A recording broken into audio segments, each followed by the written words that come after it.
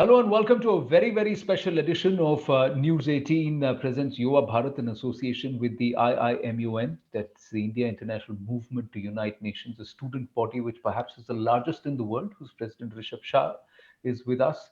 And today is a very, very special day because we have two gentlemen who are currently serving, who have pledged their lives towards not just national service, but to the cause of protecting the country and giving and shaping India's future.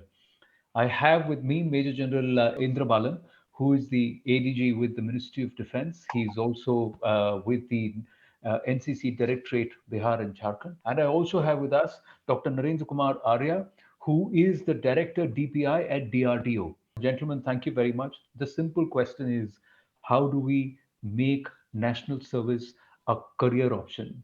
And the role that the NCC is going to play, role that the DRDO and the scope that the DRDO has. So, the whole issue of progression and talking to the youngsters. General Indra Balan, if I may start with you. NCC has got variety of subjects. Drill as a part of physical discipline is one part. But that apart, we have subjects like in the army, you have firing. You teach them actually how to fire and be comfortable with weapons, know about certain weapons in the army. They are taken to the army cantonments and they go through weapon displays and they understand how various types of scientific developments in the country transform into what the armed forces use in warfare.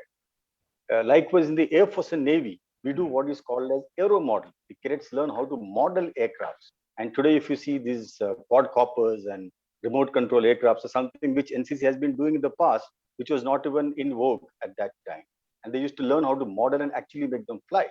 Likewise, in the Navy, the naval cadets practice what is called a ship model. They build ships like ship models like the Delhi, INS Delhi, Virat, Vikrant, all those ships which the naval uses, even the future ships that are coming. So they learn how to model that. So there is already a kind of, I would say, scientific temper, if not scientific temper, at least a little bit of technology bent that is being built in the NCC cadets who take part in all these activities. Now, this is one facet of the technology. This apart, the NCC, in addition, helps them to develop certain qualities of critical thinking, creative thinking, problem solving, and decision making, which I feel works in every way of life. So these are actually subjects which are taught in NCC, which are practiced in NCC. These are not only taught as theory, but in camps, they are made to do activities which helps them to practice this, learn how to do it, make mistakes, fail, and then get back. Like as Dr. Abdul Kalam said, fail is the first step to the next step. So we help them understand how they can overcome failures and go ahead. So while the academic career or the academic learning of a cadet or a student progresses very well as per his academic performance, the NCC prepares them actually to face the life challenges in future and to be a better performer, a committed performer, and a learned performer in their respective areas of life. Coming to the credit course, if I have a few more minutes before I can talk about this, in short, what this credit course has done so far, NCC was an extracurricular activity. So cadets who opted for NCC were not getting the benefits in terms of academics credits. And as a result, they had to spend a lot of extra time over and above the time they spent on academics to benefit from NCC training. Now, with NCC being formally announced by UGC as a credit course which can be brought to all universities across India, it has become a game changer for the NCC cadets and the students in college and school as a whole. Now, what happens? That when an NCC cadet completes a NCC credit course, which is 24 credits in colleges, which is across not only arts colleges, science, is there in science college, engineering college, all those colleges. This gets added to the overall credits that a student has to learn between 120 to 140 or 140 to 160, depending on which stream he chooses. This addition tends to count his performance in NCC towards his academic credits. And rightly so, because at the end of the day, after his academic learning, he has to ensure that this is put into practice. And what he learns in NCC helps them further that up, strengthen it up, and therefore become successful in life. At what level does the NCC now start under the NEP? When do I get in? And from where? And from the NCC, what are my avenues? how does NCC help me get into national service? Yeah. So NCC is taken at two levels primarily. One is the school level and the other is college level. So there is this category called as the junior wing and the junior division, where children are primarily from 8th, 9th, and 10th standard, and they do 2 years of NCC there. At the senior wing, which starts from 11th, 12th, and the 3 years of college, they can either enter in the 11th standard or they can enter in the first year of college. It's called the senior division or the senior wing. So the training standards are different because their age brackets are different. Once they are in there, in the junior wing, they get something called as A certificate once they complete the 2 years. And in the senior wing, once they complete 2 years and pass certain exams called as the B certificate examination, they get what is called as the B certificate. And a much tougher one and a more lucrative one, I would say more popular one, is called as the C certificate. Now, the C certificate and the B certificate both enable you for entry into many colleges across the nation. For example, if you're a B certificate holder or a C certificate holder, then in, let's say, Karnataka has got 114 seats in engineering colleges. Andhra Pradesh has got 40 seats. In other states, there are 1 to 2% reservation in such engineering colleges, medical colleges, etc. Likewise, in the state government, there are jobs with reservations. The CRPF recently it has announced that there is 5% bonus marks for students who are C certificate holders, 3% for B, and 2% for A, which makes them a very, very strong prospective entry into CRPF and the police forces. Likewise, the state police forces in many states have made entry for NCC cadets simpler. So this way, the moment you have donned the uniform of NCC and you have gone through the 2 years of toil or 3 years of toil, it opens up many opportunities for you to enter national service. And I have not even yet spoken of the armed forces. Now, coming to the armed forces itself, moment you're a C certificate holder, an NCC cadet gets into what is called as a special entry scheme or the CDS entry without written examination. And there are 15 vacancies for entry through the CDS per year. Per year would make it 30, 15 2. And under the OTA special entry scheme, there are vacancies of 50 plus 50, which is pretty good. And imagine not having to compete with almost 3 to 4 lakh students who appear for these examinations and directly going for the interview. Of course, there is a requirement of passing through the services selection board, which is very tough. So, but at least they have crossed the first hurdle of the written examination. Itself makes entry into national service a very plausible option. This apart, this is at the officer's grade. Even at the soldier's grade, there is complete exemption from entrance examination for C certificate holders, and A and B holders get good number of marks in their A and B examinations. That way, their entry at the soldier level, for those who are aiming that level, also becomes far more easier. You see, there is a fair number of opportunities that open up in the national service. This is directly getting into forces. This apart, and recently Reliance has started what is called a security service, though it's not national service, but it opens up opportunity for NCC cadets because there is great amount of reservation there too. There are many private colleges which have started NCC under the FSFS scheme because they see great opportunity for cadets who have done some sort of training and got a certificate for future options, and it gives credibility to their colleges. So all this put together, this is as far as the career options are. But while you're in NCC itself, you are going ahead and doing national service in many ways. You enter into what is called as community service. You go for flood relief. You go for disaster relief. During the pandemic, the NCC cadets did some excellent work as supporting warriors in the pandemic. So NCC, apart from training them to be better leaders, stronger leaders, also helps them develop what is called as a sense of community development and national pride and liking for national service. So that's how the things open up. No, very well said. And Rishabh, before I bring you in, I want Dr. Arya to talk about the DRDO. It always was very intriguing for me. I never thought, how do ordinary mortals get into DRDO? You had to be really, really special to get in there. Is it a career option? Because the DRDO today is so much there in the public, space because of all the work that's been done through the time of COVID. So protecting the country at various levels, Dr. Saab, which has happened. तो आप सोनार भी कर रहे हैं, आप तेजस भी कर रहे हैं, और आप डीऑक्सी 2G भी कर रहे हैं. Everything you're doing. Thank you, Anand, for giving me this opportunity. First of all, as you all know, that DRDO stands for Defense Research and Development Organization, and our primary aim, our objective is to develop the defense technologies for the country. So the Tejas you have heard, all the missiles you have heard recently, we had Agni Prime test. Yeah. So all these things are basically primary work of DRDO. Now, as Anand said about anti-COVID fight, so when it came to that situation became very bad in the first wave.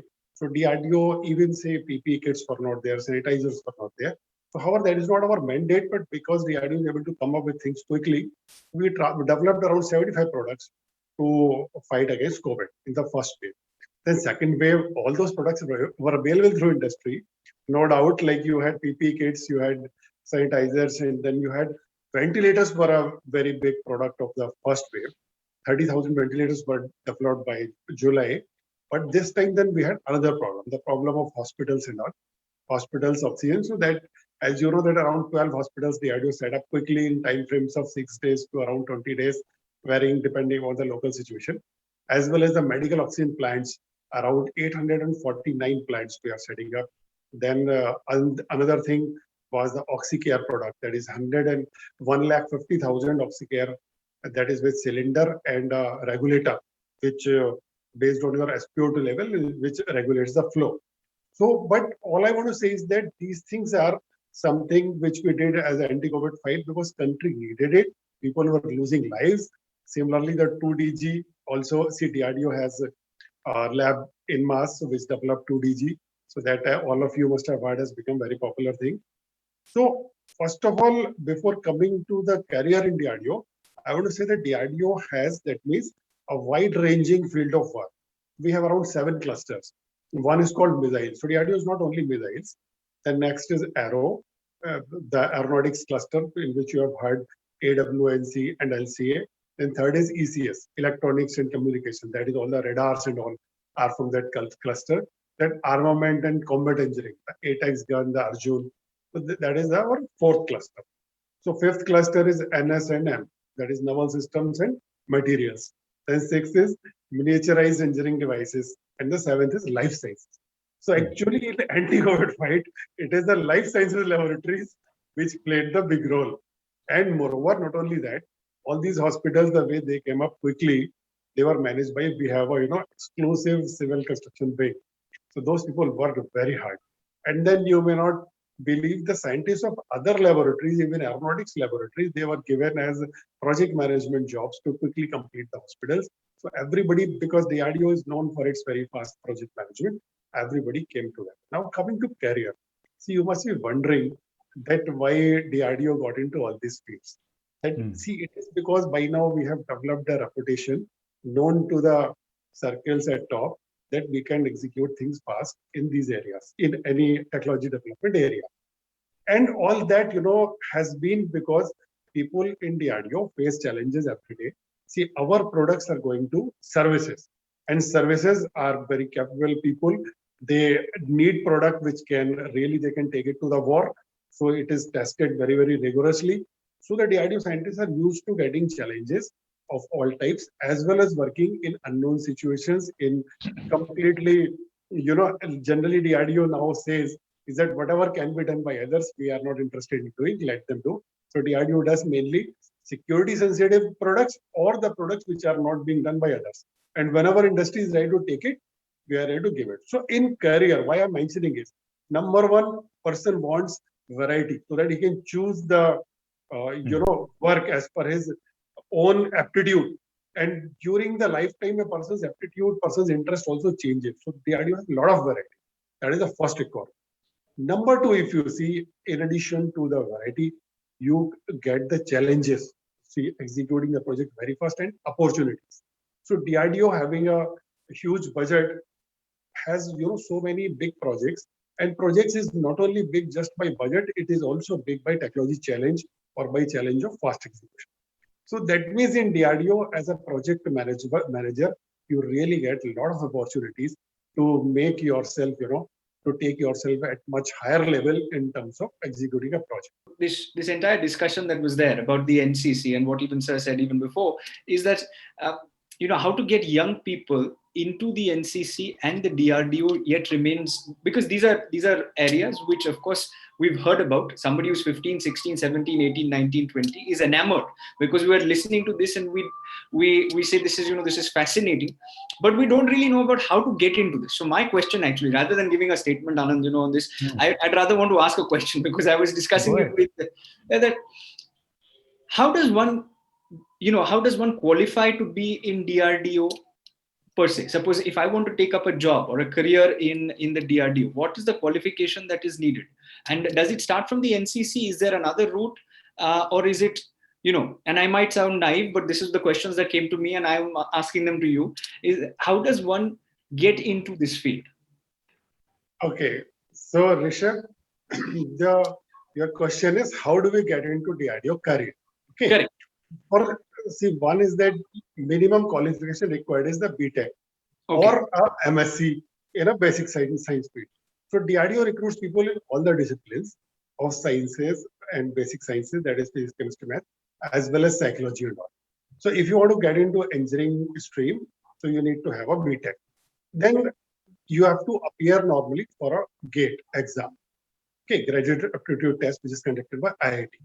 So at present, the recruitment is that for except the streams of mechanical engineering, computer science and electronics, for other streams, the people are shortlisted based on GATE score, 5 times the number of vacancies. And then they are called for interview. So around 80% weightage is to GATE and around 20% the weightage is to the interview.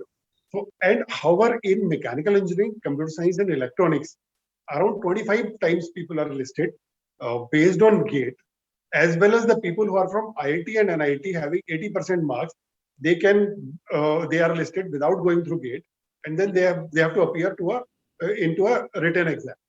After written exam, again they are shortlisted, and there is an interview. So based on written exam and interview, they are selected. So the starting point is called Scientist B. So our levels are Scientist B, Scientist C, D, E, F, G, H, and Distinguished Scientist, and finally the DRDO chief is the Secretary Department of Defense R&D and Chairman. So starting from Scientist B level, which is in government terms is called level 10, you can go right up. Most of the recruitment is at the Scientist B level. However, some people who are PhDs or having 4 years experience are recruited as Scientist C also, but that is less. And some lateral entries also. Dr. Arya, did you do NCC? Let me ask you this.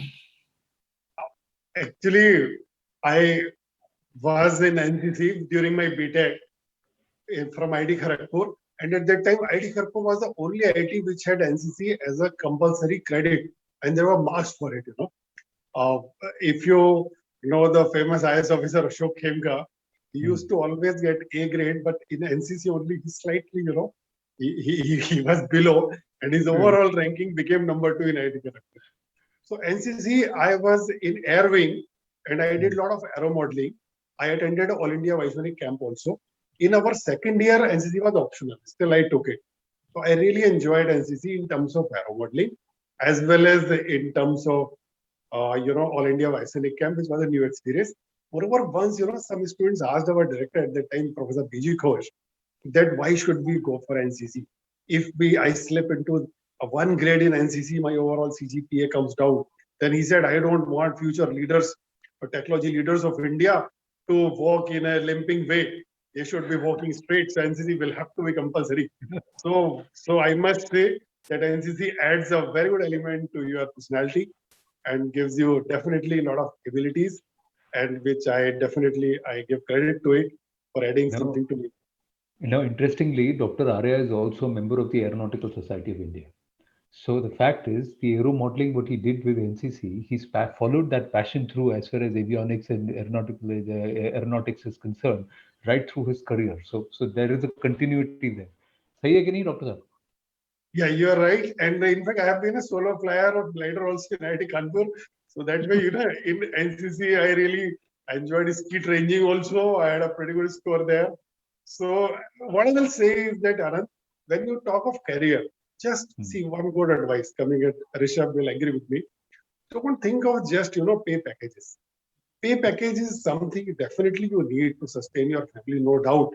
But the thing which gives you continuous happiness is the challenges, is the satisfaction, is the, such adventurous things. So when you are a student, definitely explore NCC, and no, it is not just parade. As Generals have told, you must go for aero modeling, you must go for, NCC does even the glider flying also. However, I did from IIT Kanpur in the other way, not in NCC.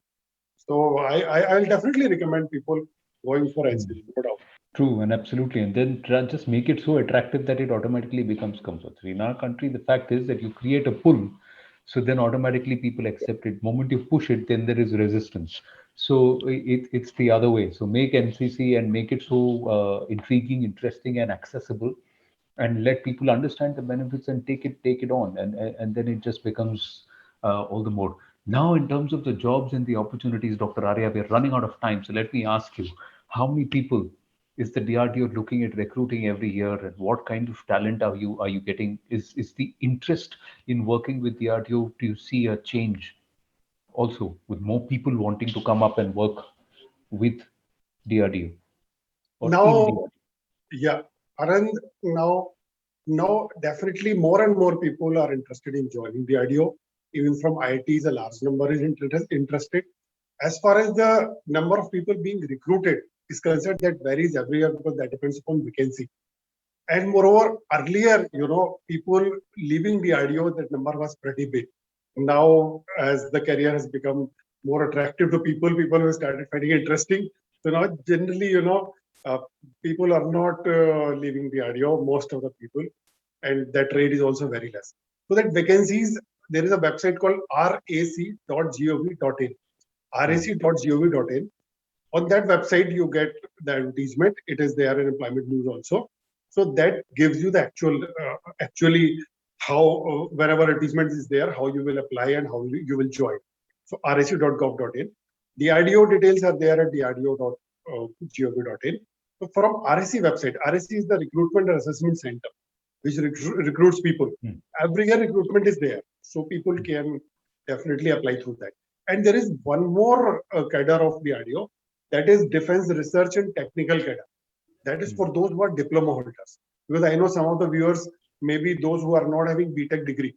So they start their career at STA B level, Senior Technical Assistant B level. So diploma holders also, there is a recruitment process. They can go for the recruitment. The scientist B, the entry point of DRDS, that is our scientific service, Defense Research and Development Service, that he is placed like other Group A officers at the pay scale of 10. And then you move up, as I said, up to the secretary level, there is a scope. So the recruitment part of DRDO, you can definitely check through RAC. Every year the number varies. I remember a quote of Mahatma Gandhi who said, a nation's culture resides in the hearts and the soul of its people. And I fundamentally think that when you put such ideas into the minds of people and the hearts and the souls of people, then automatically you're going to be having a new Bharat and a new India. And I'm only hopeful that younger Rishabhs who are watching, who are smarter and who are in a better position to take a decision, should join the NCC, because I think it makes for a wonderful training ground to finally join the DRDO or the armed forces, and there's so very many career options. Once again, very grateful to you, Anand, for curating a show for young people and putting it up on air. No, we have to be grateful to Dr. Arya and General Indrabalan for making the time and also agreeing and consenting despite their compulsions and their limitations and their commitments to engage with the youth and to speak to them and address them and talk to them about the career options. So General Indrabalan and Dr. Arya, heartfelt gratitude and thank you for doing this.